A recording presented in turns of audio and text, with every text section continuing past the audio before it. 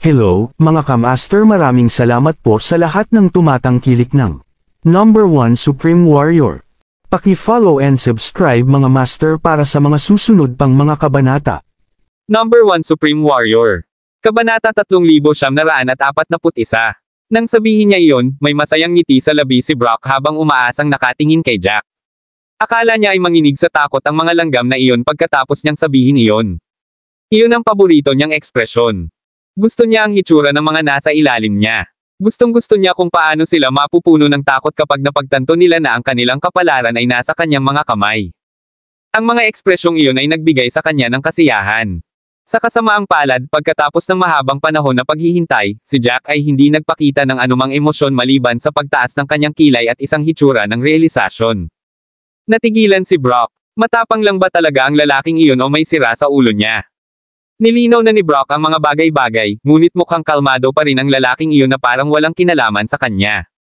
Sa halip, baka sa mukha ng mga nasa likod ng lalaking iyon ang takot matapos marinig ang sinabi niya. Laszlo was absolutely furious, mukhang baliw ka talaga. Let me tell you, if anything happens, nasa iyo na ang responsibilidad. Ikaw na ang bahala sa lahat. Nanunuyo ang bibig ni Laszlo sa sinabi niya. Sa sobrang galit niya ay namumula ang kanyang mukha, at halos naisigaw niya ang lahat. Kahit na sinabi na niya ang lahat ng iyon, alam niya pa rin na ang iba pa sa kanila ay mapaparusahan kahit na si Brock ang ako sa halos lahat ng responsibilidad. Ito ay isang bagay na hindi maiiwasan. Ang pag-iisip tungkol doon ay naging dahilan upang mas lalong nagalit si Laszlo, ngunit wala siyang magawa. Napaawang ang mga labi ni Brock sa sobrang inis nang marinig iyon. Maaari ka bang magkaroon ng kaunti pang mga guts? Sa palagay mo ba ay makatakas ang mga taong ito? Kaya paano kung narinig nila ang lahat? Kailangan lang nating makuha ang mga ito. Kailangan mo bang kumilos ng napakaraming pathetically? Panipi. Pagkasabi niya nun ay tinignan niya ng masama si Laszlo. Talagang tiningnan niya kung paano kumilos si Laszlo, pakiramdam na ang kabilang partido ay isang ganap na duwag, at hindi kumikilos tulad ng isang tao. Hindi pinansin ni Jack ang kanilang pagtatalo habang kalmado siyang nagpatuloy sa pagtatanong, so kasalukuyan kang nagsasagawa ng planong buksan ang Radiant Hall. Nalutas na nang sinabi ni Brock ang misteryo para kay Jack. Ang ulap na iyon na nakatago sa paningin ni Jack ay naalis na. Nakataas ang kilay ni Brock habang tumatango. May malamig na ngiti sa mukha ni Jack. Oo naman, sila ay walang awa. Ang mga nasa likod ni Jack ay nahulaan na kung ano ang nangyayari pagkatapos ng sinabi ni Brock. Higit pa rito, ang pagbanggit ni Jack sa Radiant Hall ay naging madali para sa kanila. Sinaman ng tingin ni Lorraine si Brock at ang iba pa na may nagngangalit na mga ngipin, ilang tao ang kailangan mong hulihin. Bakit kailangan mong maging walang awa? Lahat ng nangyari, kasama ang pagbubukas ng Toman Battlefield, ay isang tuka na lamang. Ang peking balitang iyon na iyong ipinalabas ay para ilabas din ang pagpatay na ito. Gusto mong mangolekta ng maraming heartblood sa isang pagkakataon, matakot ka kung gagawin ito ng iba. Eren. Halos ipinilit ni Lorraine ang lahat ng mga salitang iyon sa pamamagitan ng nakanganga na mga ngipin. Nang mga sandaling iyon, ang kanyang galit ay nanag sa kanyang isipan. Kahit na nahulaan na nila na may nangyari, iba pa rin kapag nangyari talaga. Iyon ang pakiramdam ng minamaliit ang dahilan ng pag-ibayo ng galit ni Lorraine. Kabanata 3942. Tumaas ang boses ni Lorraine at malakas na inakusahan, walang ginawa sa iyo ang mga nahuli mo. Malinaw na alam mo kung ano ang mangyayari sa kanila. Lahat sila ay nagsisikap lang para maging mas maliwanag ang kanilang kinabukasan. Nabubuhay sila sa ilalim, at araw-araw ay isang pakikibaka. Hindi nila maikukumpara sa inyong lahat. Kinuha mo na ang lahat ng pinakamahusay na mga mapagkukunan at mayroon ang lahat ng mga pinakamahusay na bagay sa mundo. Hindi ba sapat iyon? Kahit ganon, hindi mo pa rin iniisip na sapat. Para sa kapakanan ng iyong sariling pakinabang, tiningnan mo ang buhay ng iba na tulad ng wala. Pinahihirapan mo sila hanggang kamatayan. May puso ka pa ba? Habang nagsasalita si Lorraine, kinilig din si Max Cos at ang iba pa. Katulad ni Lorraine, hindi sila ganoon kalakas. Bahagya lamang silang mas malakas kaysa sa karaniwang mandirigma, at hindi maihahambing sa mga higit sa karaniwan. Ang kanilang buhay ay hindi ang pinakamasama ngunit hindi rin maganda. Matapos makapasok sa Whirling World, kailangan nilang maging maingat sa bawat hakbang na kanilang gagawin. Hanggat sila ay maingat, hindi magiging mahirap na makaligtas sa Whirling World. Kung wala si Jack sa harap nila, lahat ng meron sila ay matatapos. Mamamatay sila sa isang kakilakilabot na kamatayan at pahihirapan hanggang sa makarating sila sa puntong iyon. Ang pag-iisip pa lang ay naging sanhi na sila ng panginginig. Lahat silang apat ay hindi kapani-paniwalang nagalit. Gayunpaman, ang apat na salarin sa harap nila ay tila hindi kapani-paniwalang kalmado. Ito ay maliwanag kahit na sa pamamagitan ng maskara. Ibig sabihin wala talaga silang nararamdaman sa mga akusasyong iyon. Napabuntong hininga si Jack nang lumingon siya sa apat na nasa likuran niya. Kalmado pa rin ang tono niya, sa tingin mo ba'y biro ang mga tanong na yan? Sa paningin nila, lahat kayo ay kasangkapan lang para umakyat pa sila ng mas mataas. Paano nila nakikita ang mga bagay mula sa iyong pananaw? Kahit gaano kalakas ang iyong pag-aalinlangan sa kanila, wala silang maramdaman. Panipi. Totoo ang sinabi ni Jack. Biglang tumahimik silang apat. Marami pa silang gustong sabihin, ngunit nakalimutan na ang lahat. Gaya nga ng sinabi ni Jack, medyo nakakatuwa ang mga akusasyon nila. Hindi sila nakikita ng kanilang mga kalaban bilang tao, natural na walang paraan na ang kanilang mga kalaban ay makadama ng anumang simpatiya para sa kanila. Sa pag-iisip tungkol doon, itinapon nila ang lahat ng iba pang emosyon sa kanilang isipan, iniwan ng galit at puot. Kinasusuklaman nila na sila ay tinitingnan bilang kumpay. Gusto nilang maghayganti, at gusto nilang maramdaman ng kanilang mga kalaban ang sakit na iyon. Lumingon si Jack at ngumiti habang nakatingin kay Brock. Dahil sinabi mo sa akin ang mga lihim na iyon, sasabihin ko rin sa iyo ang isang lihim. Habang sinasabi niya iyon, may misteryosong tingin sa kanyang mukha na matagumpay na nagpa-curious kay Brock at sa iba pa. Tanong ni Brock, sabihin mo sa akin kung paano mo kami unang napansin, pagkatapos ay maaari mong sabihin sa amin ang sikreto. Tumango si Jack, bago ako sumagot, umatras ng kaunti ang apat sa likod ko. Kung mabubunyag ang sikretong ito, baka madamay sila. Huwag kang mag-alala, hindi ko sila aalis. Aalis na lang sila ng 15 metro pa atras. Hindi sapat ang layo para makatakas sila. Pagkasabi nun ni Jack, mas lalong na-curious ang grupo ni Brock. Ano ang gusto ng lalaking iyon? Siya ay kumilos ng napakahiwaga at walang ibinunyag. Ang ginawa niya ay hindi kapani-paniwalang nakakalito din. Gayunpaman, ang kahilingan ng taong iyon ay hindi isang problema. Kung 15 metro lang, hindi makakatakas ang apat na iyon. Gayunpaman, hindi pumayag si Laszlo. Ang lalaking iyon ay hindi nagbigay sa kanya ng magandang pakiramdam noong una. Pakiramdam niya ay magdudulot ng malaking gulo ang lalaki. Ang katotohanan na hiniling ng lalaki na hayaan ang apat na humiwalay kaagad ang dahilan upang maging alerto siya. Kabanata 3943. Malamig niyang tinanggihan ang kahilingan, hindi. Kung may gusto kang sabihin, sabihin mo na. Kung tumanggi ka, mayroon akong 10,000 paraan para pilitin kang magsalita. Gayunpaman, sa sandaling sinabi niya na, tiningnan siya ni Brock sa sobrang galit, bakit ka sobrang nakakainis? Sa tingin mo ba makakatakbo sila kung 15 meters lang ang layo nila? Wala ka bang tiwala sa kakayahan mo? Kung wala ka, ayos lang. Tiwala ako sa aking mga kasanayan. Ang mga taong ito ay hindi makakapag-alis ng lahat. Panipi. Laszlo clenched his teeth, feeling like aatakehin siya sa puso ni Brock sa lahat ng galit. Kahit anong sabihin niya, patuloy na nakikialam si Brock. Malinaw na sinusubukan niyang maging ligtas. Hindi man lang nag-abalang tingnan ni Jack si Laszlo habang sinusundan niya ng tingin ang apat sa likuran niya. Si Lorraine at ang iba ay agad na lumayo ng 15 metro. Pagkatapos ng lahat ng iyon, lumingon si Jack at ngumiti, sige. Ngayon na ang oras para ibunyag ang sikreto. Napakahalaga ng sikretong ito sa inyong lahat. Sa tingin ko, lahat kayo ay naghahanap. Kumunat ang noo ni Brock, stop trying to put on a show, just tell you as your secret. Kung hindi lang kakaiba ang kinikilos mo, hindi ako nagsasayang ng oras sayo. Tumango si Jack, I don't need to say anything. Maiintindihan mo ang lahat kapag nakita mo ito. Kumunat ang noo ni Brock. Magmumura pa lang siya nang makita niyang nagsisimula ng magsil si Jack. Natigilan silang apat. Ano ang ginagawa ng lalaking iyon? Aatake ba siya? Lalaban ba siya ng isa laban sa apat? Bumungad sa kanilang isipan ang pag-iisip, ngunit agad ding itinapon. Pagkatapos ng lahat, ito ay masyadong walang katotohanan.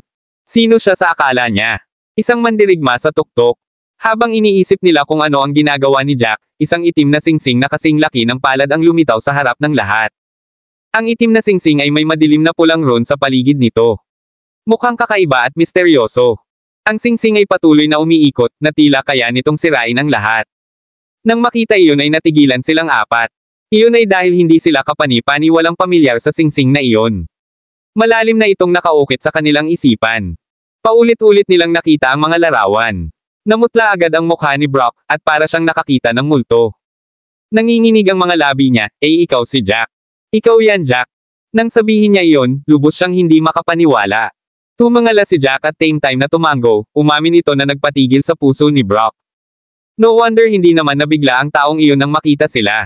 Hindi nakakagulat na nanatili siyang kalmado kahit na matapos ang lahat ng mga pagbabante ni Brock at pagkatapos ibunyag ni Brock ang katotohanan. Ang lalaking iyon ay si Jack, ang napakalakas na mandirigma na nagbigay kay Star Kontinente isang marahas na sampal sa mukha. Si Jack, na isang alamat sa Violet City. Bigla niyang naramdaman na tumigil ang lahat sa paligid niya. Nanginginig ang buong katawan ni Lenny, ito ang sikretong gusto mong ipakita sa amin. Tumango si Jack habang nakatingin kay Lenny na walang pakialam. Pakiramdam ni Lenny ay sumasakit ang kanyang mga ngipin. Ito ay talagang isang napakalaking sikreto. Noong itinalaga ang mga gawain, partikular na sinabi ni Desmond sa kanila na mag-ulat sa sandaling mapansin nila si Jack at huwag makipag-ugnayan kay Jack o maging masyadong malapit. Iyon ay dahil masyadong malakas si Jack. Kahit ang above average na mga mandirigma ay parang langgam lang sa harap ni Jack.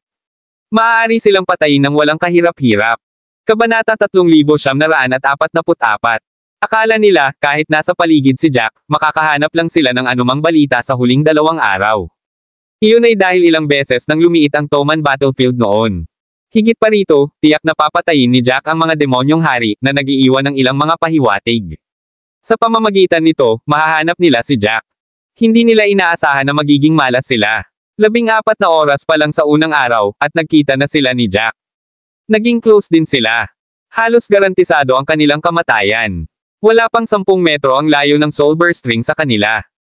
Napakalapit nila dahil sigurado si Brock na si Jack ay hindi magiging sinumang makakapagdulot sa kanila ng anumang gulo.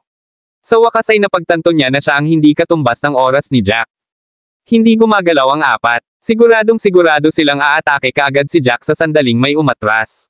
Kung ito ay isang normal na mandirigma sa tuktok, maaari silang magkaroon ng pagkakataon na mabuhay kung sila ay nagtutulungan. Gayunpaman, si Jack ay hindi isang mandirigma sa kanyang tuktok. Kahit si Triton ay hindi masabi kung mas malakas ba siya kay Jack. Sigurado sila na si Jack ay talagang kabilang sa mga nangungunang ranggo ng lahat ng mga mandirigma sa Whirling World. Ang isang tulad ni Jack ay hindi mahihirapan kahit na sumama pa sa kanila ang 2 mandirigma. Sa sandaling umatake si Jack, walang magandang naghihintay sa kanila. Mukha silang 4 na nawala ng buong pamilya sa isang gabi. Biglang nagkaroon ng kakaibang katahimikan sa paligid. Si Lorraine at ang iba ay nakatingin lang, walang sinasabi. Ang grupo ni Brock ay hindi kapani-pani walang tahimik din. Napakatahimik na maging ang kanilang paghinga ay napakabagal, natatakot na si Jack ay hindi maligaya.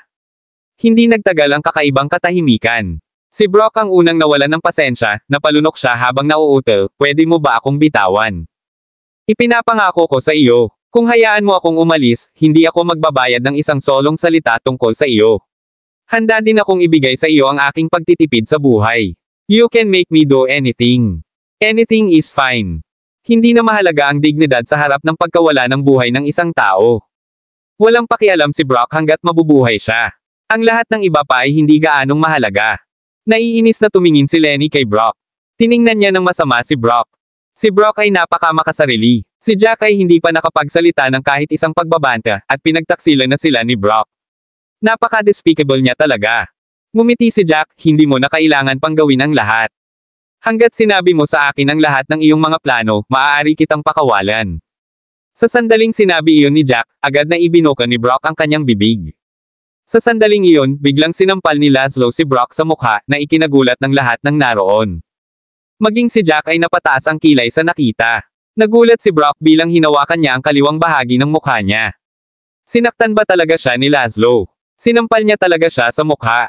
Mula noong bata pa siya, dumaan na siya sa hindi mabilang na mga labanan at nagtamo ng hindi mabilang na mga pinsala, ngunit hindi pa siya nasample noon. How dare you slap me?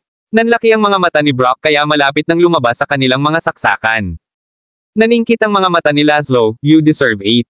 Ikaw ay sobrang kasuklam-suklam. Hindi ito tulad ng kailangan kong pigilan. Kaya paano kung tinamaan kita? Hindi ito tulad ng makakakuha ako ng pagkakataon sa hinaharap pagkatapos nito. Panipikuwit. Pagkasabi niya noon ay nilinggan niya si Jack. Puno ng hindi mapigil ang takot ang kanyang mga mata. Hindi niya makontrol ang sariling emosyon kapag kaharap ang isang taong ganito kalakas. Gayunpaman, kailangan niyang harapin ito sa gusto niya o hindi. Laszlo clenched his teeth, you won't let us go. If I were you, hindi ko kayo papayagan. Hindi mo nais na bitawan, ngunit nais mong malaman kung ano ang aming plano. Alam ko na kung ano ang gagawin mo. Dahil iyon ang kaso, wala kang kailangang gawin. Ako na lang ang maglilinis para sa sarili ko. The moment he said that, sinampal niya ang kanyang kamao sa kanyang ulo bago pa man magawa ni Jack. Isang marahas na enerhiya ang sumulpot sa kanyang katawan, at bigla siyang nagluwa ng isang subo. Dugo habang ang buhay ay umalis sa kanyang mga mata. Natigilan ang lahat maliban kay Jack. Lalo na si Lenny ay namumula ang mga mata. Kabanata 3945. Si Laszlo ay kapwa niya disipulo. Silang dalawa ay mga kasama na nakapunta na sa maraming lugar na magkasama. Tinanggap pa nga nila ang gawaing ito ng magkasama. Gayunpaman, siya ay talagang nagpakamatay sa harap niya ng napakabilis. Kung maibot ang mga labi ni Lenny, gustong gawin iyon, ngunit hindi niya magawa. Mas kailangan nito ng lakas ng loob kaysa sa kanya. Humihingal si Lenny habang nakatitig kay Laszlo sa lupa, walang sinasabi. Parehong natigilan sina Brock at Kent. Hindi nila akalain na ganoon ka-decisive si Laszlo. Sumimangot si Jack habang malamig na sinabi, masyadong mabilis siyang gumawa ng conclusion. Maaari niyang maiiwasan ang kanyang sariling buhay. Palagi akong naging isang tao ng aking salita. Dahil sumang-ayon ako na papayagan kita kung sasabihin mo ang katotohanan, pagkatapos ay gagawin ko ito. Si Brock ay may matigas na hitsura sa kanyang mukha habang siya ay summoned up ng lakas ng loob upang mouth all out, kung gayon maaari kang sumumpa sa iyong buhay. Malamig na tumingin sa kanya si Jack, dahilan para manginig si Brock. Malamig niyang sabi, sa tingin mo ba nagmamakaawa ako sa iyo ngayon? Kung hindi mo ako tatanungin, makakahanap ako ng iba. Tutal, sinabi mo na sa akin ang pinakamahalagang bagay. Sa sandaling sinabi niya iyon, si Brock ay tila nahulog sa isang bitag at naiwang tulala. Bigla niyang naalala kung paano niya sinabi kay Jack ang tungkol sa plano nila ngayon na walang pakialam. Sinubukan siyang pigilan ni Laszlo, ngunit naramdaman pa niyang duwag si Laszlo. Sa wakas ay napagtanto niya kung gaano siya katanga sa kinikilos niya. Gayunpaman, huli na ang lahat. Tumingin si Jack kay Brock at muling nagtanong, I'll give you one last chance. It's up to you kung gusto mong magsalita. Nanginginig ang mga kamay ni Brock, pumirma ka muna ng kontrata sa amin. Kapag tumanggi ka sa iyong salita, mapaparusahan ang iyong kaluluwa. Saka ko lang sasabihin sa iyo ang lahat ng nalalaman ko. Kung hindi, hindi mo ba kami papatayin pagkatapos kong sabihin sa iyo ang lahat? Nakangisi si Jack habang nagtutulak pasulong. Mabilis na lumawak ang soul string at nahuli silang tatlo. Bago pa man sila makapag-react, pinalakpakan ni Jack ang kanyang mga kamay. Nagkaroon ng napakalaking pagsabog habang sila ay naging alikabok. Natigilan si Lorraine at ang iba pa sa nakita. Nanginig ang mga labi ni Max Cos, tapos na. Akala ko. Naisip niya na may sinubukang gawin si Jack para mapilitan silang ibunyag ang lahat ng kanilang nalalaman. Gayunpaman, talagang ginawa ni Jack ang sinabi niyang gagawin niya. Huling pagkakataon na iyon talaga ang huli.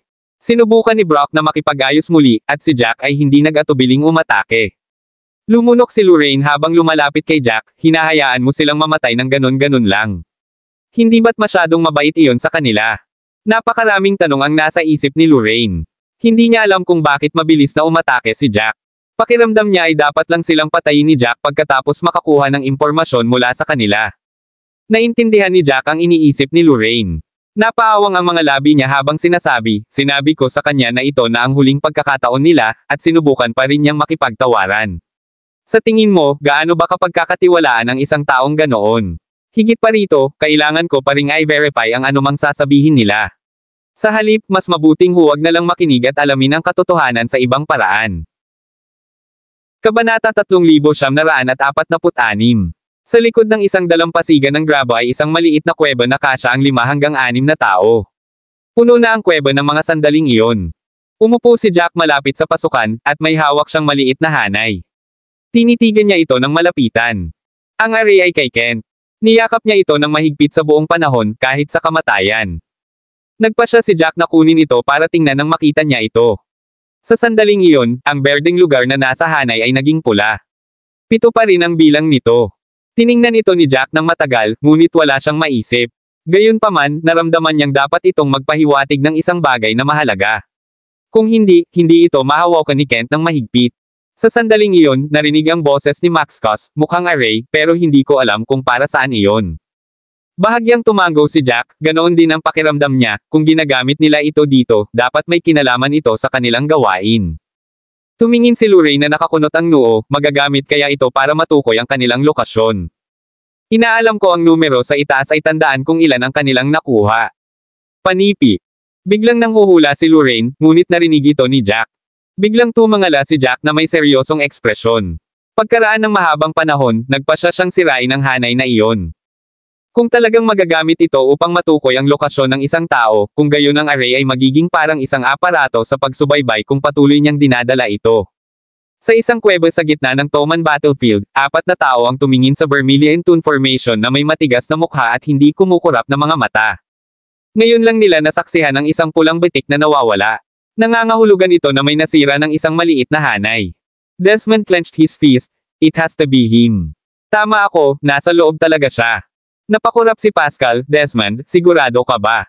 Pakiramdam niya ay mahirap makasigurado ng hindi nakikita ng sarili nila, ngunit tila matigas si Desmond. Kumunat ang noo ni Desmond habang malungkot na sinabi, hindi naman sa hindi mo nakita ang nangyari. 4 na berdeng tuldok ang magkasama. Ibig sabihin, kaming 4 ay pansamantalang nasa isang alyansa para manghuli ng kanilang biktima. Gayunpaman, hindi rin nagtagal at naging pula ang isa sa mga batik. Right after that, namula rin yung 3. Surely I don't need to explain what that means. Lahat ng pinadala namin ay above average warrior na itinuturing na medyo malakas. Sino pa ba ang makakaalis sa kanilang 4 ng ganoon kabilis? Bilisan mo at ihatid ang balita kay Triton. Ipakalimutan sa kanya ang kanyang ginagawa sa ngayon at tingnan ang sitwasyon. Sa sandaling makumpirma niya na si Jack iyon, kikilos kami kaagad. Habang sinasabi niya iyon, may excited na tono si Desmond sa kanyang boses. Si Jack ay tulad ng isang masamang tingin sa kanya. Naisip niya na sa mga huling araw lamang siya makakatanggap ng balita tungkol sa kabilang partido. Gayunpaman, si Jack ay natagpuan sa unang araw pa lamang. Kung magagawa nilang harapin ang taong iyon, magiging mas madali ang mga bagay. Napabuntong hininga si Pascal habang pinipigilan ang sarili sa pagsasalita. Pakiramdam niya ay hindi tiyak na namatay silang 4 kay Jack. Kung tutuusin, hindi nila masabi kung ang 4 na iyon ay namatay sa isang tao o isang buong grupo. Kung sila ay namatay sa isang grupo, kung gayon hindi ito nakakagulat. Halatang ganoon din ang naramdaman ni Seymour. Hindi nangahas si Pascal na ipahayag ito, ngunit hindi kailangang magpigil ni Seymour dahil nasa parehong ranggo siya ng bilang si Desmond. Kabanata 3947. Bahagyang kumunat ang noo ni Seymour at sinabing, huwag mong gawing simple ito. Ang ibig sabihin ng kanilang 4 ay nagtutulungan, ang sitwasyon ay komplikado, o ang daming tao doon, masyadong marami para 2 lang ang haharapin. Kaya naman silang 4 ay nagtutulungan. Kahit na namatay silang 4, hindi ibig sabihin na namatay sila sa kamay ng isang tao na napatay. It's by a numbers advantage. Pakiramdam ni Seymour ay dapat tama ang kanyang hula. Gustong-gusto ni Jack na magsuot ng disguise at itago ang kanyang pagkakakilanlan. Walang paraan na kasama siya sa isang grupo. Magkatrabaho silang 4 dahil sobrang daming tao. Kumuyam ang ngipin ni Desmond, nagalit na tila hindi sang-ayon sa kanya ang iba, hindi tanga ang 4 na yan. Kahit nagtutulungan sila dahil may numero ang mga kalaban nila, hindi sila ganoon kadaling umatake. Tiyak na umatake lang sila pagkatapos ma-verify kung gaano kalakas ang mga kalaban nila. Aatake lang sila kung kontrolado nila ang sitwasyon.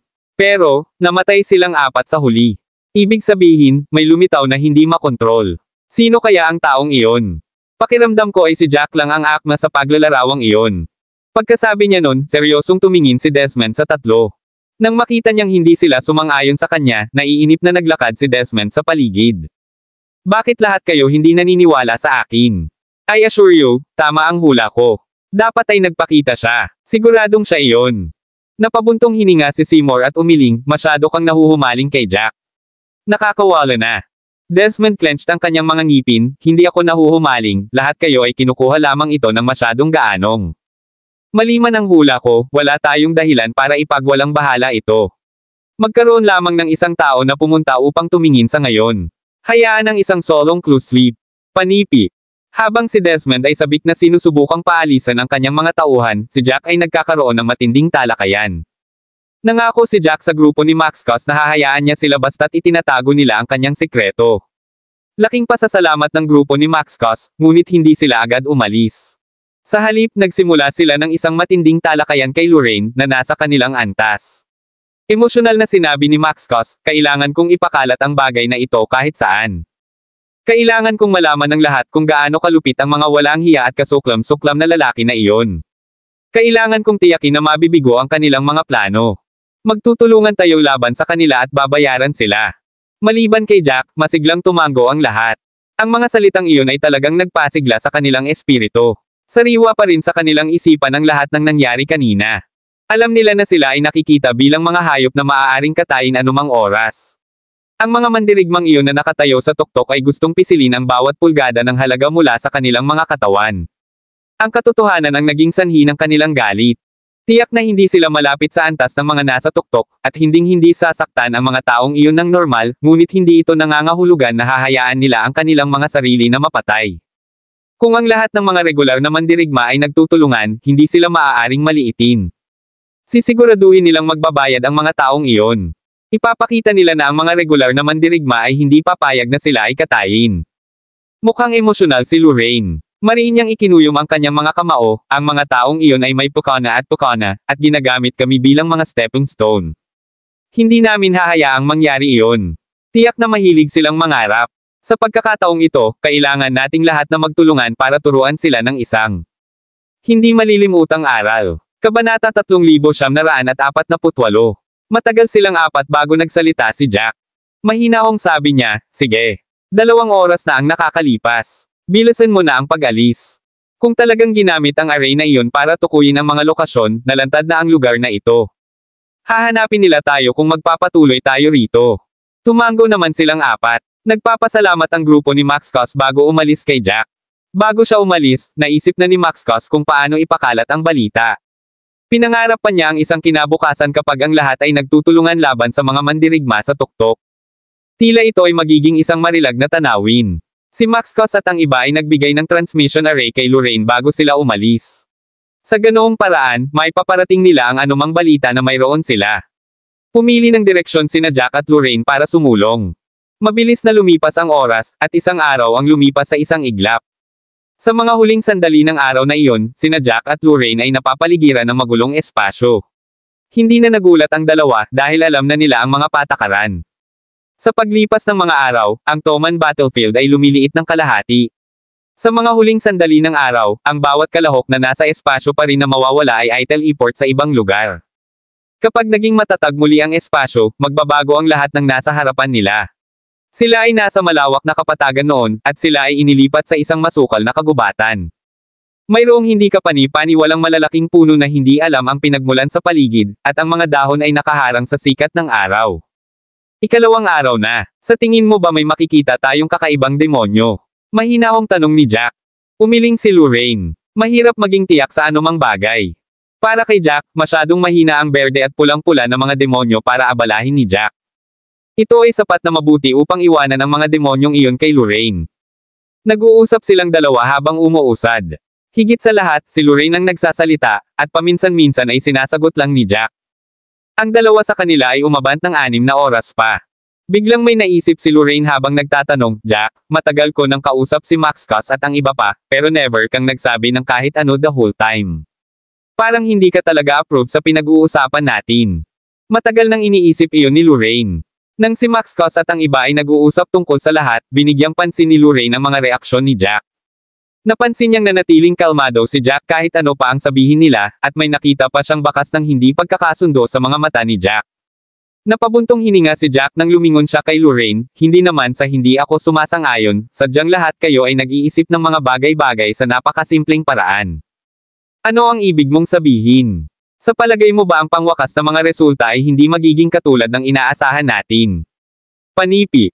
Tumango si Jack. Biglang nakaramdam ng pagkabalisa si Lorraine, then what will happen in the end? Feeling ko wala namang masama sa kung ano ang iniisip natin. Nasa ganitong stage na ang mga bagay. Kung hindi tayo magtutulungan, tayo na lang. Doon naghihintay na katayin. Tumingin si Jack kay Lorraine at bumantong hininga, ang mga kalahok dito ay parang alikabok na nakakalat sa buong plato. Kung nalaman nila ang tungkol sa masamang plano, natural na gusto nilang magtulungan laban sa isang karaniwang kaaway.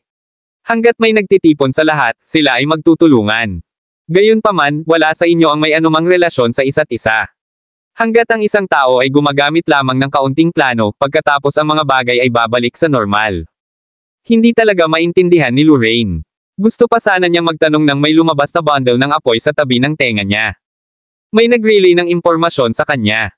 Agad namang nakinig si Lorraine. Matapos niyang marinig ang lahat ay natigilan siya sa kinatatayuan. Kabanata 3949. Lumingon si Jack at curious na tumingin kay Lorraine, ano ito? Sino ang nagpadala sa iyo ng isang mensahe? Umubo si Lorraine habang nakasimangot sa pagkalito, si Max Cos iyon. Hindi ko maintindihan. Sinabi niya sa akin na mabilis na kumalat ang balita, at dapat alam na ng karamihan sa mga mandirigma sa Toman Battlefield ang sitwasyon. Gayunpaman, nagbago ang sitwasyon, at lahat sila ay nagtago. Sa isip ni Lorraine, dapat lahat ay nagtutulungan laban sa mga mandirigma sa kasagsagan ng sandaling lumabas ang balita. Gayunpaman, sinabi ni Max Cos na nagbago ang sitwasyon at sila ay nagtatago. Kung ano ang nagbago, hindi niya ipinaliwanag. Si Lorraine ay hindi kapani-paniwalang nalilito sa sandaling iyon. Nang maisip niya ang sinabi ni Jack kanina, napagtanto niya na marahil ito ang sinasabi ni Jack. Nang makabawi siya sa kanyang pagkagulat ay biglang may narinig na yabag sa kanilang harapan. Pagkatapos noon, dalawang lalaki ang lumitaw sa kanilang mga paningin. Ang isa sa kanila ay nakasuot ng dilaw na sando at mukhang disente. Ang isa ay hindi kapani-paniwalang payat na may maliliit na mata na ginawa para sa isang napaka-curious na tanawin. Napatingin silang dalawa kina Jack at Lorraine nang sumulpot sila bago sila nagpalitan ng masayang tingin. Lumakad pasulong ang lalaking nakadilaw na kamisete, alam kong mas maswerte tayong dalawa kaysa sa iba. Isa pang milyon ang nasa kamay. Habang sinasabi niya iyon, partikular na ang mga huling salita, nakatingin ang lalaki kay Jack at Lorraine. Naunawaan kaagad ni na Jack at Lorraine na sila ang 1 milyon. Kumunat ang noo ni Jack. Ninanakawan kaya nila sila gaya ng ginawa ni Tanner. Habang nakatingin silang dalawa kay Jack, sinusukat din sila ni Jack. Hindi man lang tinatago ng dalawa ang kanilang aura. Ang kanilang mga kasanayan ay dapat nasa antas ng higit sa karaniwan ng mga mandirigma. Hanggat hindi sila malas, magiging maayos sila sa Toman Battlefield, novel drama. Tumingin si Lorraine kay Jack, malinaw na pareho ang iniisip ni Jack, na ang dalawang iyon ay sinusubukang nakawan sila. Gayunpaman, mabilis na natigil ang mga pag-iisip na iyon nang sabihin ng lalaking nakadilaw na kamiseta, huwag ka na lang lumaban at tanggapin ang iyong kapalaran. Iligtas mo kami sa gulo. Huwag kang mag-alala, kumpara sa mga taong iyon, hindi kami magiging malupit. Hanggat hindi ka lumaban, sisiguraduhin kung hindi ka maghahirap ng labis kapag namatay ka. Habang sinasabi niya iyon, ang ekspresyon ng lalaki ay parang nagpapakita ng awa kina Jack at Lorraine. Para bang isang napakalaking regalo ang pagtitiyak na hindi sila maghahirap ng husto. Ang mga salitang iyon ay ganap na nagtapon ng mga iniisip ni na Jack at Lorraine sa bintana. Kung pagnanakaw lang, hindi na nila kailangan pang mamatay. Gayunpaman, malinaw na hindi ninanakawan ng dalawang iyon sina Jack at Lorraine. Buong kumpiyansa ang sinabi ng dalawa na hindi sila mamamatay ng sobrang sakit hanggat hindi sila lumaban. Ibig sabihin, tiyak na maghahirap sila. Kaya lang hindi magiging malupit ang dalawang iyon gaya ng iba. Nagpalitan ng tingin sina Jack at Lorraine ng pagkalito. Parang gusto ng dalawang iyon ng heartblood. Hindi ba sila dapat kumilos habang nakabalat kayo bilang mga demonyo? Tinalikuran na ba nila ang paniwalang iyon? Kabanata 3950. Habang naguguluhan silang dalawa, may biglang tumalon pababa sa isa sa mga puno. Ang taong iyon ay may magandang mukha, at ang kanyang mga mata ay kumikinang ng masama. Sa sandaling hinawakan niya ang lupa, mahigpit na sinabi niya. Akin na ang dalawang to. Pwede kayong magwala. Natigilan ng lalaking nakadilaw na sando nang marinig ang boses na iyon. Lumingon siya at nanigas ang mukha niya, it's Chapman. Hindi ka pani-paniwalang umasim ang mukha ng lalaki nang sabihin ang pangalan na parang nakalunok ng langaw. Natigilan din ang maliit na mata na katabi niya. Kitang-kita niya ang galit sa kanyang mga mata, ngunit mabilis na bumaba, ayaw ipakita ang ekspresyong iyon. Hindi man lang nag-abalang sumulyap si Chapman sa dalawa. Ang kanyang matatalas na mata ay tila isang agila na nakakita ng biktima habang nakatitig mismo kina Jack at Lorraine na parang mga kuneho na ang dalawa sa kanyang mga kuko. Get lost right now. Para sa kapakanan ng kapwa mo disipulo, ililibre ko muna kayong dalawa. Kung hindi, kukunin ko rin ang heartblood mo. Nang marinig iyon ng dalawa ay kinilig sila. Tumalikod sila at nagmamadaling tumakas, naiwan sina Jack at Lorraine. Tiningnan ni Chapman ang kanyang biktima ng may interes. Nakita niyang kalmado ang ekspresyon ng kanyang biktima sa buong panahon, at kitang-kita pa niya ang pagkalito sa kanilang mga mata na para bang hindi nila naiintindihan ang nangyayari. Tumawa si Chapman habang naglabas ng pulang espada, malaki talaga ang kinita ko ngayon. Sa inyong dalawa, kumita ako ng kabuoang 2.5 milyon. Ito ay mas mahusay kaysa sa pangangaso ng mga demonyo. Kumunat ang noo ni Jack, walang naiintindihan. Itinaas niya ang kamay at napaatras si Lorraine. Si Lorraine ay masunaring umatras ng ilang hakbang. Nang makita niya iyon ay si Chapman naman ang nataranta. Ngumisi siya nang makita ang porma sayo na iyon at sinabing, ano? Gusto mo akong labanan mag-isa? Puno ng panunuya ang tono niya. Ang taong nakatayo sa harap ay hindi dapat masyadong mas malakas kaysa sa nasa likod. Pareho silang nasa pagitan ng antas ng mga regular na mandirigma at ng mga mandirigmang higit sa karaniwan. Maaari niyang talunin ang mga mandirigma sa antas na iyon gamit ang isang kamay. Jack held his head high as he coldly asked, kanina lang silang dalawa, 1 million daw tayo. Parang iisa rin ang tinutukoy mo. Bakit mo sinasabi to? Sigurado na si Jack na wala itong kinalaman sa pagnanakaw sa kanila. Gusto ng mga taong iyon ang kanilang heartblood. Nang marinig ni Chapman ang tanong ni Jack, naramdaman niyang medyo interesado si Jack na nasa mood pa ring magtanong tungkol sa mga bagay-bagay. Gayunpaman, wala siyang oras upang ipaliwanag ang mga bagay sa kanyang biktima. Kung hindi nila alam, kasalanan nila iyon. Kinutya niya, ano ang punto ng pag-alam ng higit pa? Panatilihin lamang ang iyong sarili na ignorante. Pagkatapos ay mamamatay ka sa kapayapaan. Habang sinasabi niya iyon, isang masiglang kinang ang lumitaw sa kanyang espada na nagpapaliwanag sa espasyo sa kanilang paligid na kulay pula. Ang kanyang kaliwang kamay ay nagsimulang bumuo ng mga selyo, at ang sigaw ng isang ibon ay maririnig sa lahat ng dako. Isang nagninangas na phoenix ang nagsimulang sumayaw sa paligid ni Chapman. Tumawa si Chapman habang sinabi niya, dapat parangalan kayong dalawa na mamatay sa aking phoenix. Kabanata 3951. Kumunat ang noo ni Lorraine. Talagang kinasusuklaman niya ang mga taong nagsasalita ng ganoon, sinasabing isang karangalan ang mamatay para sa kanilang pamamaraan. Nagsalita sila na parang mas magaling sila kaysa sa iba. Ang mga apoy sa paligid ng phoenix ay nagninangas ng mas maliwanag, at tila ang apoy ay maaaring matuno ang isang buong bundok. Mabilis na nagsimulang bumuo ng mga sil si Jack gamit ang kanyang mga kamay, at humigit kumulang 50 soul sword ang nagsanib sa isa. Nang makita ni Chapman si Jack na umaatake, siya ay nanunuya. Panipi. Ang aking pamamaraan ay nasa intermediate ultimate god rank, at pinagkadalubhasaan ko ito sa unang estado. Malapit na rin ako sa second stage. Isa akong tinuturing na malakas kahit sa mga warriors na above average. Hindi ako maliit na pritong kaya mong panindagan. Hindi man lang napukaw ng mga salitang iyon ang puso ni Jack. Parang ngayon lang nagpakawala ng utot ang lalaki. Siya ay tumulak pasulong, at ang soul sword ay biglang umindayog pasulong. Hinawakan ni Chapman ang kanyang espada gamit ang kanyang dalawang kamay at umindayog pababa sa ulo ni Jack. Ang phoenix na sumasayaw sa hangin ay nagpakawala ng panibagong iyak. Ang mga pakpak nito na nababalutan ng apoy ay nagsimulang pumutok ng mabilis. Nagsimulang uminit ang hangin sa paligid dahil sa init habang nakatitig ito kay Jack. Habang sumusugod ang soul sword, sinugod din ng phoenix si Jack. Ilang saglit pa, nagsalubong ang dalawang teknik sa ere. Biglang nagsimulang lumipad ang mga spark kung saan-saan, at ang hiyawan mula sa dalawang teknik na nagbanggaan ay napakatalim na nakakasakit sa tenga. Isang napakalaking shockwave ang sumabog. Ang mga puno sa paligid nila ay nabunot at lumipad kung saan-saan. Inipon ni Lorraine ang kanyang lakas upang protektahan ang kanyang sarili habang nagmamadali siyang umatras, na nagawa lamang upang maiwasan ang pinsala sa ganoong paraan. Ang mga diskarte ay nagpakawala ng isang hindi kapani-pani walang maliwanag na liwanag kapag sila ay nag-clash.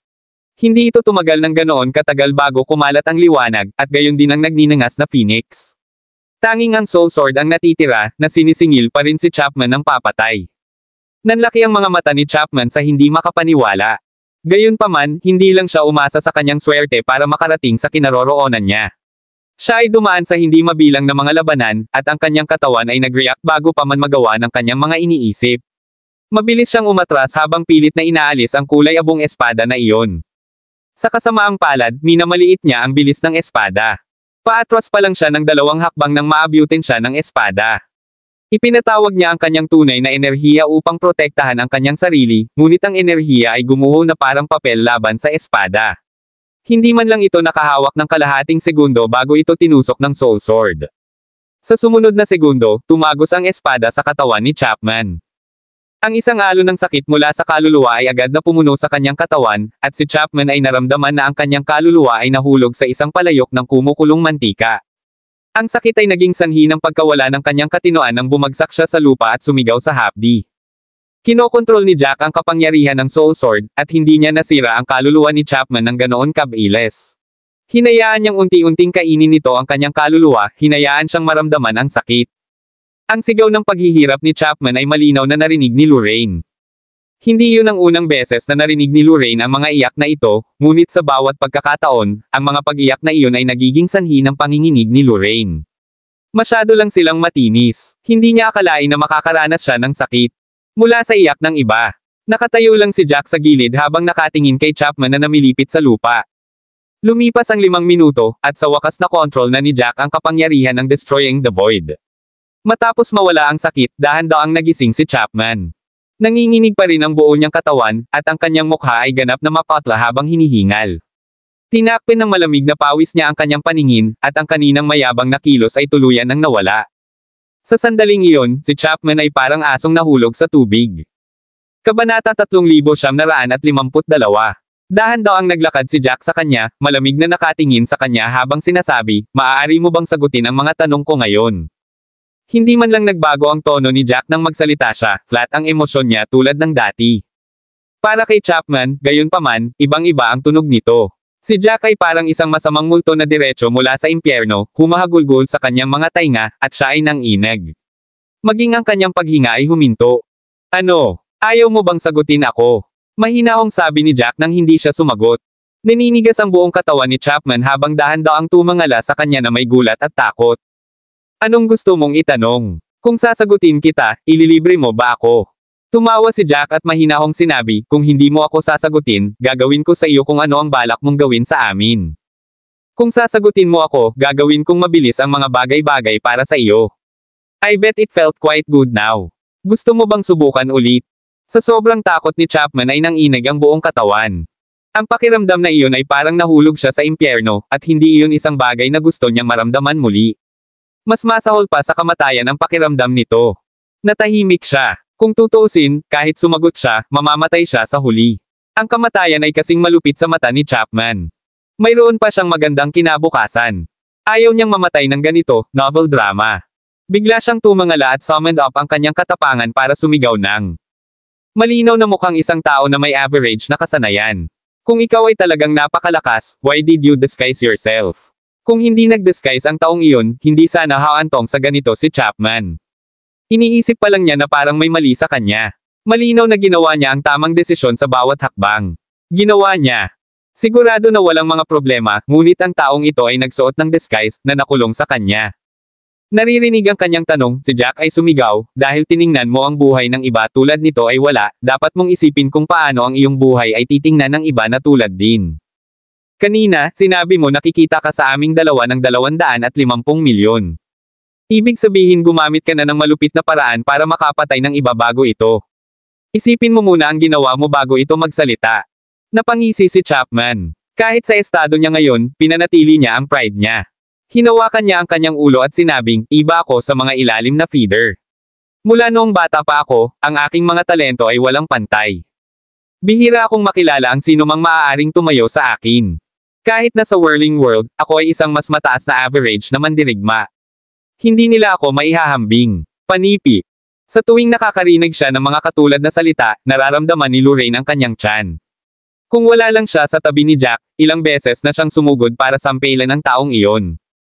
Tumaas ang isang kilay ni Jack, mahinahong sinabi, "So ang ibig mong sabihin, ang dalawang hindi kasing lakas mo ay bottom feeders. Well, hindi ba't ang mga mandirigmang iyon sa tuktok ay titingnan ka rin bilang basura?" Nang marinig iyon, agad na nagtaas ng boses si Chapman.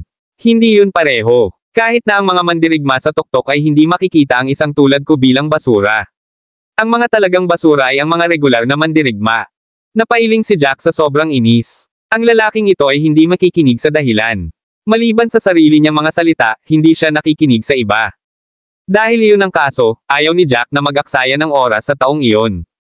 Tumaas ang isang kilay ni Jack at nagpatuloy sa pagsasabing, "I don't have the time to waste on you. Bilisan mo at sagutin mo ako. Ang mga tanong na iyon ay madali mong sagutin, anyway. Syempre, kapag hindi ka sumagot, hahayaan kitang mabuhay ng karagdagang oras." Ang mga huling salitang iyon ay parang isang balde ng malamig na tubig sa ibabaw ng ulo ni Chapman. Nanginig si Chapman, at tumigas ang kanyang bibig. Hindi siya nagpatuloy sa pagiging tahimik. Pagkatapos ng lahat, ito ay ilang mga katanungan lamang. Hindi na kailangang maglihim sa kanila, at sino man ang makakasagot sa kanila. Kabanata 3953. Napangisi si Chapman at sinabing, "Mukhang wala ka talagang alam dito. Sisimulan ko sa simula, tapos Noong nakaraang araw, pagkaalis ni Maxcos sa kanilang dalawa, agad nilang ginamit ang transmission arrays para ihatid ang balita sa lahat ng kakilala nila. Pagkatapos noon, nagsimulang kumalat ang balita, at sa loob ng isang oras, alam na ng karamihan sa mga kalahok ang malupit na planong inorganisa ng mga mandirigma sa Rurok. Ang katotohanan na sila ay mga target ng tulad ng isang malupit na plano na nag-trigger ng galit ng lahat. Ang ilan ay nagsimulang magsalita tungkol sa kung paano sila lalaban, ngunit ang mga sentimiento ay mabilis na nawala nang ang ibang balita ay na-i-broadcast. Ang mga mandirigma sa tuktok, sina Desmond at Seymour, ay nagtitipon ng Heartblood. Ang Heartblood ng bawat tao ay makakapagbunga ng 500,000 spirit crystals. Sa sandaling natapos ang Toman Battlefield, na ikapitong araw pagkatapos nilang pumasok, maaaring dalhin ng mga kalahok ang Heartblood na nakolekta nila sa Phoenix Valley at ipagpalit ito sa kanilang dalawa. Upang maiwasan ang masyadong maraming tao na lumitaw doon at gawing masyadong magulo ang proseso, nagpasya silang maglagay ng hadlang. Tanging ang mga may Heartblood na 50 tao at higit pa ang maaaring makipagpalitan sa kanila. Ang mga may napakakaunting Heartblood ay maaaring ibenta ang kanila sa iba. Pagkatapos nito, ang mga kalahok na nakapag-ipon ng 50 tao na halaga ng Heartblood ay ipapalit sa kanila. Makakatipid ito ng maraming problema at pagsisikap. Noong gumagawa sila ng mga deal, maaaring kumita ang mga may maraming Heartblood sa pamamagitan ng pagbili ng Heartblood sa mas mababang presyo. Sa sandaling ang balita ay nagsimulang kumalat, ang alyansa na sila ay gumuho, at lahat ng matuwid na galit na halos lahat ay nawala. Napanganga ng matagal si Lorraine matapos niyang marinig iyon. It took him a while before he said, ang pamamaraang ito ay nakakatakot. Hindi lang nila nalutas ang kanilang problema, kundi naging sanhi pa sila ng pagpatay sa isa't isa. Sa ganoong paraan, makokolekta nila ang Heartblood para buksan ang Radiant Hall. Sa sandaling iyon, sa wakas ay naunawaan na ni Lorraine ang ibig sabihin noon ni Jack. Sila ay tunay na tumingin sa mga bagay-bagay masyadong simple. Kalat-kalat lang ang mga kalahok. Sa pamamagitan lamang ng paghila ng isang maliit na trick, ang kanilang pansamantalang alyansa ay ganap na gumuho. Napatingin si Jack kay Lorraine. Panipi, they're pulling out all the stops for the Radiant Hall. Paano nila iwanan ang bagay na ito dahil lamang sa paglabas ng balita? Tiyak na handa sila. Kaya nga sabi ko masyado kang simple ang pagtingin sa mga bagay-bagay. Kinagat ni Lorraine ang kanyang mga ngipin. Hindi ba nila masasabi na ang mga taong ito ay nagmumula sa isang malas at masamang punto? Hindi nila nakikita ang mga regular na mandirigma bilang mga tao, ngunit lahat ay nagmamadali na maging kanilang mga mersenaryo. Ito ay masyadong hanggal. Bahagyang napabuntong hininga si Jack. This is human nature. For the sake of profits, they're willing to be ordered around. Isipin mo na lang. Kahit nagawin nila ang lahat para makapatay ng Crimson Demon, makukuha lang nila ng kaunti sa 10,000. Sa pagpatay ng isang kalahok at pagkuha ng Heartblood nila, makakakuha sila ng 500,000. Kung ikukumpara ang dalawang ito, hindi mo ba naisip na halata ang pagpipilian? Huminga ng malalim si Lorraine at medyo miserable ang pakiramdam ng mga sandaling iyon. Siya ay isang straight-laced na tao noon at bihira siyang mag-isip sa mga bagay-bagay. Gayunpaman, pakiramdam niya ay napabuntong hininga siya nitong mga nakaraang panahon.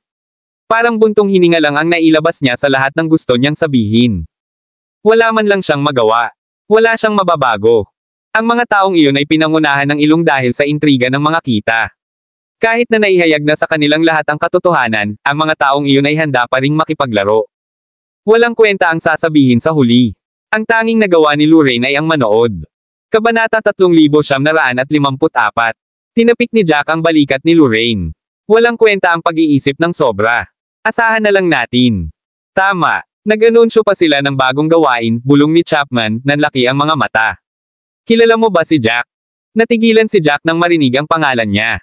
Lumingon siya kay Chapman, sinenyasan itong magpatuloy. Nagpatuloy si Chapman, bago ito, hindi ko pa narinig ang tungkol kay Jack. Gayunpaman, nang marinig ko ang tungkol sa gawaing ito, tiningnan ko ang taong iyon. Talagang nasa antas na siya ng isang peak warrior ngayon, ngunit nag-udyok siya ng maraming galit sa ilang kadahilanan. Kaya, hinahanap siya ni Desmond at ng iba pa.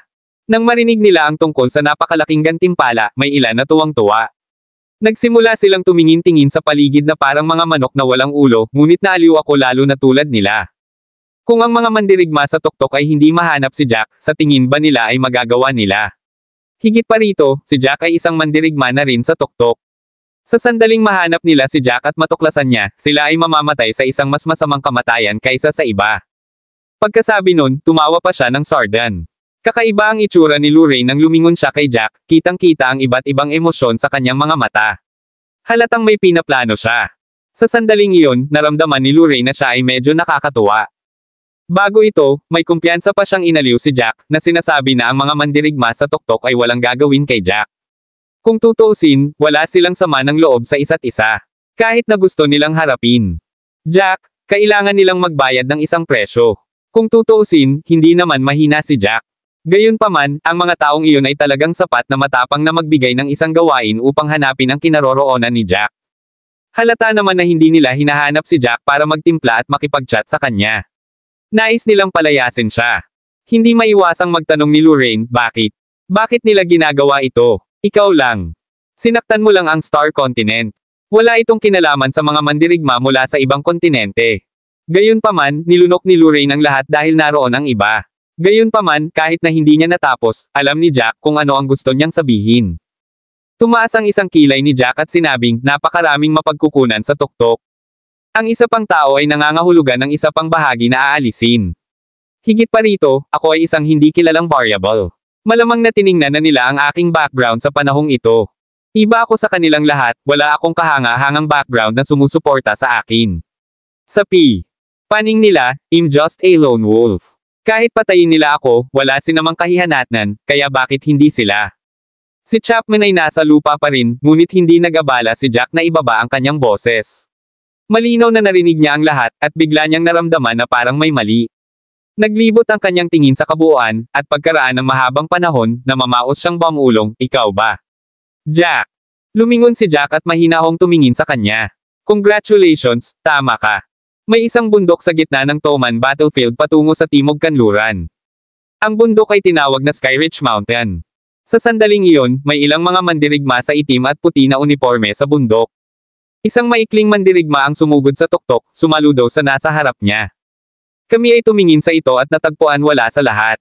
Kahit na anumang bakas ng labanan ay sinadyang alisin. Ang area ay nawasak lahat pati na rin.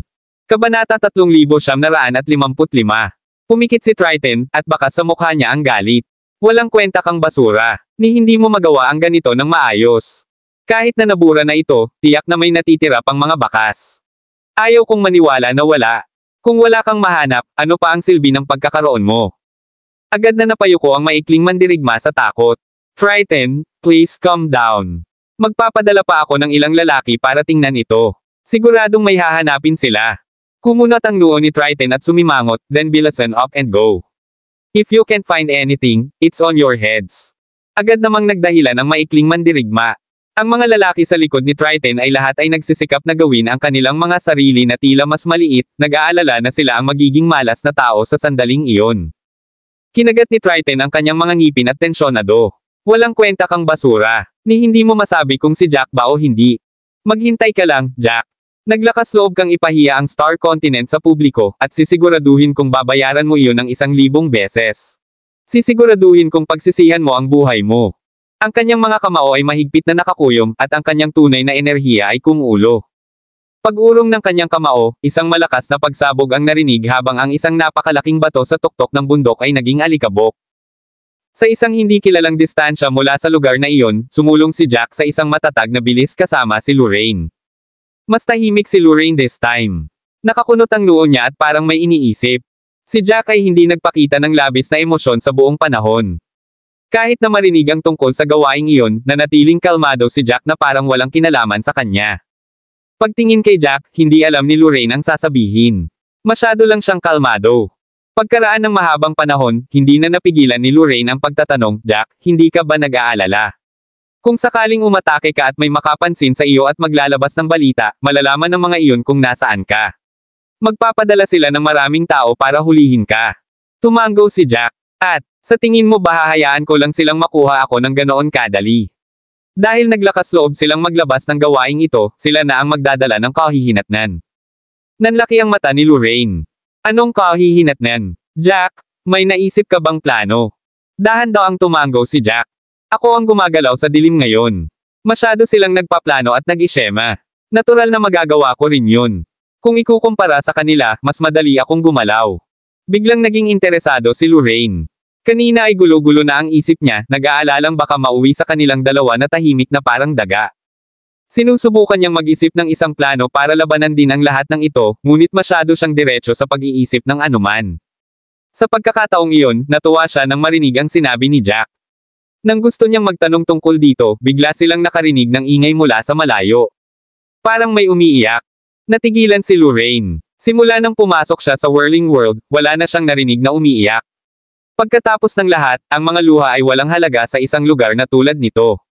Nakataas ang kilay ni Lorraine habang nakatingin sa pinanggalingan ng tunog na iyon. Nakita niya ang isang lalaking nakasuot ng mahabang asul na damit sa paligid ng ilang daang metro ang layo mula sa kanila. Mukhang pinipigilan niya ang kanyang mga hikbi. Napataas lang ng kilay si Jack nang makita iyon ngunit ayaw nitong bigyan ng pansin. Kung tutuusin, anumang bagay ay maaaring mangyari sa isang lugar na tulad nito, at hindi niya posibleng maging isang mabuting Samaritano sa tuwing may nakikita siya. Gayunpaman, nang lumakad si Jack, nakita niya si Lorraine na nakatayo sa pwesto. Nanlaki ang mga mata ni Lorraine, at halatang may mali sa ekspresyon niya. Napatingin sa kanya si Jack ng kakaiba at tatanungin pa sana si Lorraine kung ano ang nangyayari nang magsimulang maglakad si Lorraine papunta sa taong iyon. Agad namang naalarma ang taong humahagulgol ng makarinig ng mga yabag na papalapit. Kabanata 3956.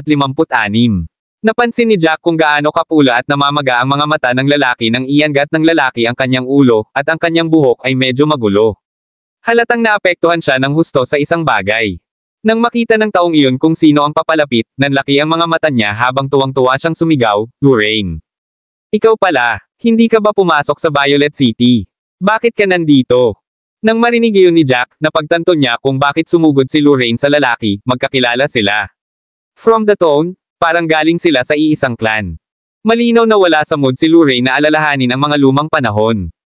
Hinawakan niya ang braso ng taong iyon. "Dickens, bakit ka umiiyak? What happened to you to be in this state?" Napalunok si Dickens at sumangot. Tumutulo pa rin ang kanyang mga luha habang umiiyak, Lorraine. Si Hashem at ang iba pa ay nahuli ng mga mandirigmang iyon na nakadamit ng mga demonyo. Bago sila mahuli, itinulak nila ako palabas at pinatakbo. Hindi ko man lang sila mailigtas. Nang marinig iyon, nanigas ang puso ni Lorraine. Alam na alam ni Lorraine ang mangyayari sa mga nahuli ng grupong iyon ng mga tao. Bumibilis ang tibok ng kanyang puso habang nagngangalit ang kanyang mga ngipin ng marahas na sumasakit. Hinawakan niya ang braso ni Dickens. "Nasaan sila? Dalhin mo kami dyan ngayon din." Kinakabahang tumango si Dickens nang tumalikod siya at nagsimulang tumakbo patungo sa hilaga. Gayunpaman, bigla siyang tumalikod pagkatapos niyang gumawa ng 2 hakbang, nanlaki ang kanyang mga mata habang sinabi niya, "Hindi kita madadala doon." Nang marinig ito, natigilan si Lorraine. Muntik na niyang pag-alitan ang lalaki. "Ano? Bakit hindi mo ako madala doon? Baliw ka ba?" Pinipigilan pa rin ni Dickens ang paghikbi habang humihinga ng malalim. "Hindi ako baliw. Hindi naman kasi ako baliw kaya hindi kita madadala doon. Napakalakas ng 2 warrior na nakabalat kayo bilang mga demonyo. Kahit pumunta kaming 3 doon, wala kaming mababago. Masasayang lang ang effort ni Hashem." Si Dickens ay nagdedeliryo sa lahat ng pag-iyak at biglang nakalimutan ang kanilang mga kakayahan. Kahit na hindi niya kilala kung sino ang kasama ni Lorraine at hindi pa sila nagpakilala sa isa't isa, hindi kapansin-pansin ang taong kasama ni Lorraine, malamang sa ka-level niya lang. Kung pumunta silang 3 doon, magiging mga tupang kakatayin lang sila. Sila ay magiging ganap na walang silbi at isasasayang ang pagsisikap ni Hashem. Napaawang ang labi ni Lorraine sa pagtapak. Nilinggan niya si Jack. Ang pangalan ng lalaking ito ay Jack. Tiyak na narinig mo na ang pangalan niya noon. Kung hindi niya ito kakayanin, isusuko ko na lang ang aking sarili sa aking kapalaran. Napakunot noo si Dickens sa pagkalito. Lumingon siya kay Jack, hindi nag-react pagkatapos ng mahabang panahon.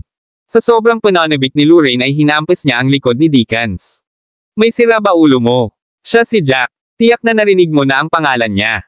Matapos ipahayag ang bagong gawain, narinig ang pangalan ni Jack sa buong Toman battlefield.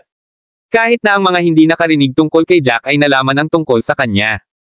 Natural na narinig ni Dickens ang tungkol kay Jack noon at napag-usapan pa niya ang tungkol sa paghahanap sa kanya kasama ang kanyang mga kapwa-disipulo.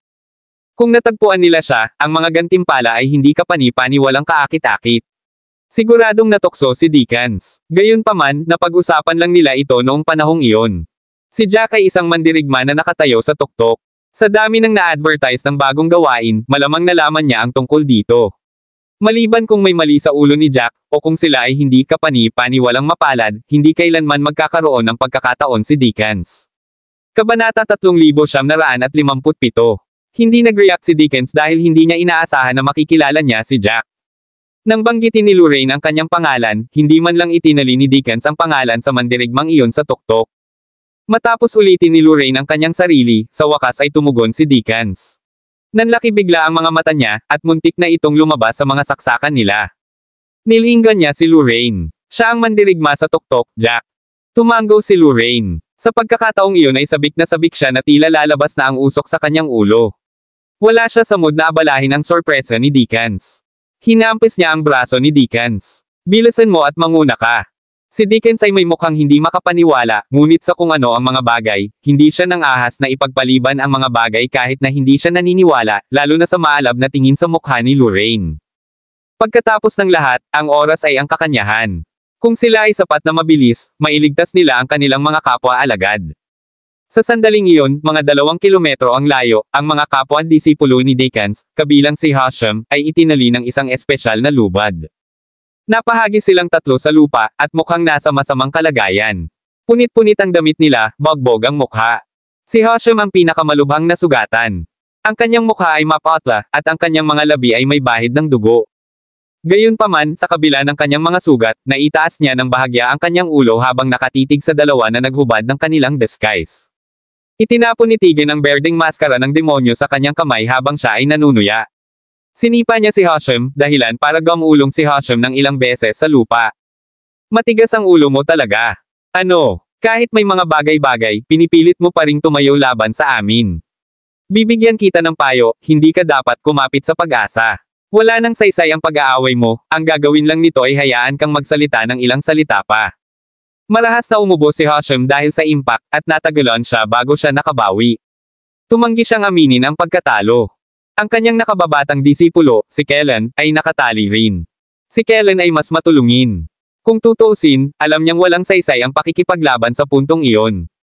Alam niya kung ano ang naghihintay sa kanya. Sampin man niya ang mga salarin at manatiling matigas ang ulo, wala itong mababago. Walang kahulugan iyon, at mas lalo lang siyang magdadala ng sakit. Napabuntong hininga si Kellen habang pinagmamasdan si Hashem. Gusto niyang payuhan si Hashem, ngunit nilunok niya ang kanyang mga salita. Naunawaan niyang mabuti si Hashem ay hindi kailanman umaatres. Hindi siya aamin ng pagkatalo kahit na nakatitig dito. Gaya nga ng sinabi ng dalawang iyon, isa lang siyang matigas na mule, ngunit ang isang matigas ang ulo ay magdadala lamang ng sakit sa kanyang sarili sa panahong ganito. Itinaas ni Hashem ang kanyang ulo, at ang kanyang boses ay medyo namamaos. Hindi ba kayo nag-aalala tungkol sa paghihiganti? Napakatotoo ng karma. Kahit na ang mga mandirigma ay laging nagpapatayan, hindi tulad ng magagawa natin ang lahat ng gusto natin. Nang walang anumang sama ng loob sa isa't isa, gumagamit ka pa rin ng mga ganitong kalupitan na pamamaraan. Makakatanggap ka ng iyong gantimpala. May mga taong magtutulungan laban sa iyo. Marami na silang narinig na mga sumpang iyon noon at nakaramdam na sila ng manhid dito. Pinaglaruan ni Yajen ang Crimson Demon Mask sa kanyang kamay. Magtutulungan laban sa amin. Sino ang gagawa niyan? Kailangan lang nating gumawa ng ilang mga trick, at magsisimula na kayong magpatayan. Ang iyong mga pamamaraan ay mas malupit kaysa sa atin. Hindi ba't nakakatuwa ang iyong mga salita? Kabanata 3958. Naninigas ang mga labi ni Hashem. Naalala niya ang nangyari sa nakalipas na 2 araw, at nakaramdam siya ng hindi maipaliwanag na kalungkutan at galit sa kanyang puso. Nakakatuwa. Handa silang gawin ang lahat alang-alang sa kanilang kita. Alam nilang ginagamit sila at ito ay isang tukana mula sa mga mandirigma sa tuktok, ngunit para sa kapakanan ng kita, handa silang baliwalain ang lahat ng iyon. Pinahintulutan nila ang iba na gamitin ang mga ito at ginawa ang kanilang mga sarili sa mga tool para sa ibang tao. Gayunpaman, tumanggi si Hashem na yumuko. Panipi, someone will see through your plots eventually. Huwag isipin na lahat tayo ay tulala. Paano ka maaaring handa na makita sa iyong pitaka for the Heartblood? Napakaraming lalaki sa Toman battlefield, pero paulit-ulit mong sinasabi na kulang ang tao. Sabi mo, sa huling araw lang natin mapapalitan ang Heartblood, at sinabi mo pa na ang may halaga lang ng Heartblood na hindi bababa sa 5 tao ang makakapagpalit nito. Kasinungalingan lang ang lahat ng iyon. Gusto mo lang umatake sa huling araw pagkatapos tipunin ang lahat. Gusto mong tipunin ang lahat ng Heartblood sa kamay ng mas maliit na bilang ng tao. Mas madali para sa iyo na patayin silang lahat. Nalukot ang mukha ni Hashim sa galit habang nagsasalita. Ang mga lalaking ito ay nag-deploy ng mga kasuklam-suklam na pamamaraan. Ano man ang kanilang ginawa, hindi ito nakakagulat. Nang marinig niya ang mga patakaran, naramdaman niya kaagad na may mali. Sa pag-iisip tungkol dito, agad niyang naintindihan ang nangyayari. Ngumisi si Tegan. Tama. Ipagpalagay ko na medyo matalino ka at hindi lamang matigas ang ulo. Tama ka, ang mga patakaran ay sinadya upang tipunin ang lahat ng mga taong sakam na magkasama. Panipi. Ang mga kutong ito ay naglakas loob na mag-isip na tumayo laban sa kanila. Ito ay isang magaan na aral lamang. Makakatipid pa ito sa kanila ng oras at pagsisikap sa paggawa nito. Kaya lang mas magiging mahirap sa huling araw. Naikuyom ng mahigpit ni Hashim ang kanyang mga kamao, at nanag sa kanya ang kalungkutan. Ang katotohanan ay, sa katunayan, hindi ganoon kakomplikado. Hanggat ang sinuman ay naglaan ng oras upang tahimik na mag-isip tungkol dito, napakadaling makita sa balangkas.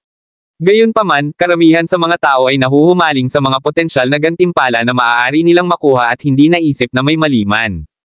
Hindi sila nag-abala na magdahan-dahan upang mag-isip tungkol dito bago sila pumasok sa bitag. Ang mga taong iyon ay hindi pa nakakita ng mga regular na mandirigma bilang mga tao. Walang paraan na papayag silang isawsaw sa kanilang mga bulsa para ipagpalit ang mga spirit crystal para sa heart blood. Malungkot na ipinikit ni Kellen at ng ibang disipulo ang kanilang mga mata, hindi man lang nagsasalita.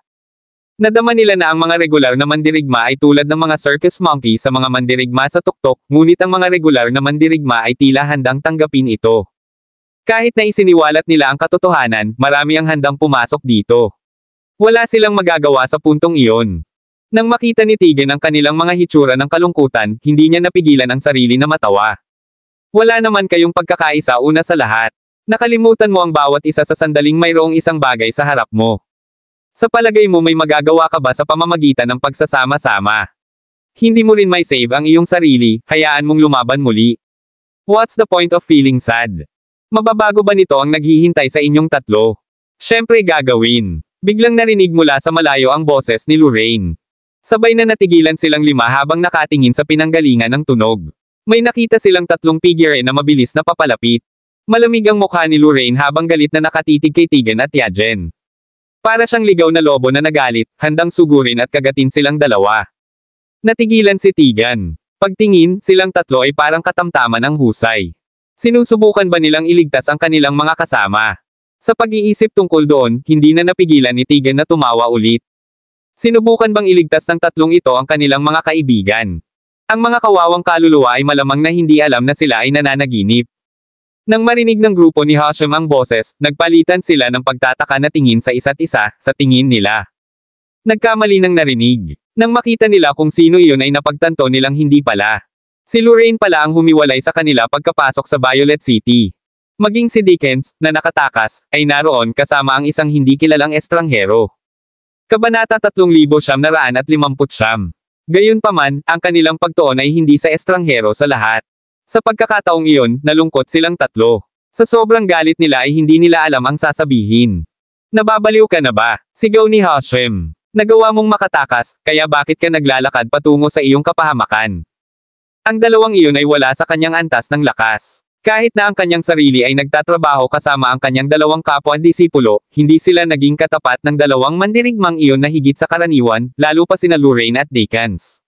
Nanghihingi sila ng gulo. Itinatay nila ang kanilang buhay. Kailangang lunukin ni Dickens ang lahat ng kanyang takot, at wala siyang masabi. Lumaki siyang kasama ng mga kapwa-alagad na iyon, at noon pa man ay natatakot at iginagalang niya sila. Kahit na masama ang kalagayan nilang lahat, siya pa rin ang ni-lecture. Mas magaling si Lorraine kaysa kay Dickens. Pagkatapos ng lahat, siya ay isang tao na hindi natatakot sa anumang bagay. Sa sandaling iyon, kasama rin ni Lorraine si Jack. Sa pagtingin sa kanyang mga kapwa-alagad na puno ng mga pinsala at nakagapos, ang galit ni Lorraine ay tumaas. Tiningnan ni Lorraine si Tegan ng masama. Ikaw walang hiya, kasuklam-suklam na tao. Kung gusto mong buksan ang Radiant Hall, hindi mo ba magagamit ang sarili mong dugo? Bakit kailangan mong saktan ang mga walang kinalaman sa iyo? Makakaharap ka sa banal na kaparusahan. Nang marinig iyon, hindi nagalit si Tegan. Sa halip, tuwang-tuwa siyang tumingin kay Lorraine na parang tulala. I don't know if I will suffer divine retribution, ngunit alam ko na oras na para sa tatlo sa iyo na magdusa iyon. Natawa Yajen sa sinabing, nakita ko ang ilang mga idiot sa paligid, ngunit hindi pa ako nakakita ng isang tao bilang torpe kagaya ninyong tatlo. Do you think that you'll be able to deal with the two of you as just working together? Napaawang ang labi ni Lorraine nang marinig iyon. Siya ay may isang tiwala na pagtingin sa kanyang mukha, sino ang nag-iisip ng dalawa? Hindi ka ba higit sa average? Marami na akong nakita sa kanila. Kahit na ang mga mandirigma sa rurok ay hindi nagkakahalaga ng aking paunawa. Siyempre, sinasabi niya ito mula sa pananaw ni Jack, hindi siya may kakayahang aktwal na sabihin na ang kanyang sarili. Kahit na atakihin siya ng dalawang iyon, hindi siya mapapantayan para sa kanila, lalo na ang mga mandirigma sa tuktok. Napaawang ang labi ni Tegan sa sobrang inis. Hindi ka malakas, ngunit sigurado kang nagsasalita ng may kumpiyansa. Sinabi mo na ang mga mandirigma sa rurok ay wala sa iyong mga mata, oo. Sa tingin mo ba maniniwala kami sa'yo dahil lang sa nagyayabang ka ng konti at hahayaan mo sila? Nagsimulang tumawa ng malakas si Yajen. Masyadong nakakatuwa ang lalaking iyon. Tawa ng tawa si Yajen kaya napayuko siya. Tiyak na may mali sa ulo ng lalaking iyon, kung hindi, hindi niya sasabihin ang isang bagay na walang katotohanan. Natigilan si Hashem at ang iba pa. Nanlaki ang mga mata nila at hindi na nakapagsalita. Anong nangyari kay Lorraine? Baliw ba siya? Nakaranas ba siya ng mental blow? Anong pinagsasabi niya? Maging silang tatlo ay nadama na ito ay walang katotohanan. Tila hindi alintana ni Lorraine ang pagtawanan ng kanyang mga kalaban at ang mga tingin ng kalituhan ay tinutukan siya ng mga kapwa alagad. Sa sandaling iyon, sa wakas ay naiintindihan na niya si Jack. Hindi nakapagtataka na laging kalmado si Jack kahit ano pa ang sabihin ng iba sa Violet City. Hindi na siya nag-abalang magpaliwanag man lang ng kahit ano dahil walang kahulugan o kailangang gawin iyon. Napayuko si Tegan sa kakatawa. Kabanata 3960. Nagtaas ng kilay si Lorraine. Alam niya kung ano ang sinasabi niya, syempre, ngunit ito lamang ang iba sa kanila. Hindi siya naiintindihan. Napanganga si Dickens ngunit pinigilan ang sarili na magsalita ng kahit ano. Sa sandaling iyon, si Jack, na tahimik sa buong oras sa wakas ay nagsalita, para kanino ka nagtatrabaho. Napatigil sa pagtawa ang biglaang sinabi ni Jack. Nagpalitan ng tingin sina Yajen at Tegan ng masama bago tumikim si Tegan at sinabing, ano? Humihingi ka ba ng paghihiganti? Tumango si Jack bago umiling. Natigilan ang lahat sa nakita. Si Hashem at ang iba ay tumingin kay Jack na nanlalaki ang mga mata. Nang makitang dumating ang estranghero na iyon kasama si Lorraine, malamang na nagkaroon siya ng magandang relasyon kay Lorraine. Kung hindi, sa personalidad ni Lorraine, walang paraan na hahayaan ni Lorraine ang isang tagalabas na makialam dito. Ang sinumang malapit kay Lorraine ay dapat na isang normal na tao, ngunit pareho ang kanyang pananalita at ang kanyang mga ekspresyon ay napaka-irregular. Walang pakialam si Jack kung paano siya nakita ng iba, at patuloy niyang sinabi, hindi talaga ito paghihiganti sa akin, ngunit marahil ito ay paghihiganti sa iyong pananaw. Napatigil si Jack pagkatapos sabihin iyon. Natural na hindi siya naiintindihan ng iba, pero naiintindihan naman ni Lorraine. Si Jack ay isang taong hindi kailanman sasaktan ng sinumang hindi sumalungat sa kanya. Sa sandaling magpas siya ang isang tao na gawin ang isang bagay sa kanya, ibabalik niya ang pabor ng maraming beses. Si Jack ay hindi kailanman nagkaroon ng problema sa mga taong iyon. Hanggat hindi nila pinagkakaguluhan si Jack ay walang nangyari sa pagitan nila. Gayunpaman, sinisikap ng mga taong iyon na guluhin si Jack. Sa kanyang init ng ulo, natural na paparusahan sila ni Jack ng matinding, ngunit hindi ito paghihiganti para sa kanya. Ang paghihiganti ay isang mabigat na salita, at ang maliit na problemang ito ay hindi sulit na gamitin ang salitang iyon. Payback lang iyon. Gayunpaman, ang iba ay hindi naintindihan kung ano ang ibig sabihin ni Jack at naisip lamang na siya ay baliw. Ngumisi si Tegan sa sinabing, sa palagay ko ay nabaliw ka na sa punto ng pagiging delusional. Sinusubukan mong maghiganti sa aking mga superior. Sa iyong kakayahan. You sure are confident in yourself. Nang marinig ito, tapat na tumango si Jack. Siyempre, confident siya sa sarili niya. Since you don't think it's possible for me, then tell me, kanino ka nagtatrabaho? Anong rank meron si Desmond sa mga warriors sa peak? Ilang warrior sa level na yun ang nasa Toman battlefield this time? Iyon ang mga tanong na inaalala ni Jack. Gusto niya ang mga sagot, kaya kailangan niya ng isang taong nakakaalam tungkol sa mga panloob na gawain. Ang dalawang iyon ay mabibilang na ganoon, kaya sinubukan ni Jack ang kanyang makakaya upang makakuha ng ilang impormasyon. Siyempre, maaari niyang piliin na magsalita sila sa kanyang mga pamamaraan. Gayunpaman, hindi iyon nangangahulugan na makukuha niya ang lahat ng impormasyong kailangan niya. Sa sitwasyon ng mga sandaling iyon, hindi inakala ng dalawang iyon na silang tatlo ay magkatapat sa kanila. Hindi man lang nila akalain na matino ang grupo ng tatlo. Kaya, ang anumang sagot sa mga tanong ni Jack sa sandaling iyon ay dapat na totoo. Nakataas ang kilay ni Tegan habang nakatingin sa fans na may mapanuksong ekspresyon na parang sinusubukang itanong kay Jack kung sino siya sa tingin ni Jack. Ngumisi si Yajen habang sinasabi, "Brat, hindi ito impormasyon na nararapat mong malaman. Ano ang magagawa mo kahit alam mo?" Sa puntong ito, nangangati si Yajen na makipag-away, naramdaman na kumukulo ang kanyang pagkainip. Iginaya niya ang kanyang kanang kamay at naglabas ng mahabang espada mula sa kanyang spatial storage. Nang mailabas niya ang sandata ay agad na naten si Hashim at ang iba pa. Gayunpaman, tahimik ang ekspresyon ni Jack na parang wala siyang nakita. Dahil sa pagiging composure niya ay nag-iba ang tingin sa kanya ni Yajen at Tegan. Kahit anong mangyari, composed si Jack. Gayunpaman, walang silbi ang pagtitimpi, lalo na kapag ang gap ng pagkakaiba ng kasanayan ay masyadong malaki para magawa niya ang anumang bagay. Maraming salamat mga ka-master sa walang sawang pagsusubaybay, isang like, share, and subscribe naman dyan mga ka-master. Abangan ang susunod pang mga kabanata.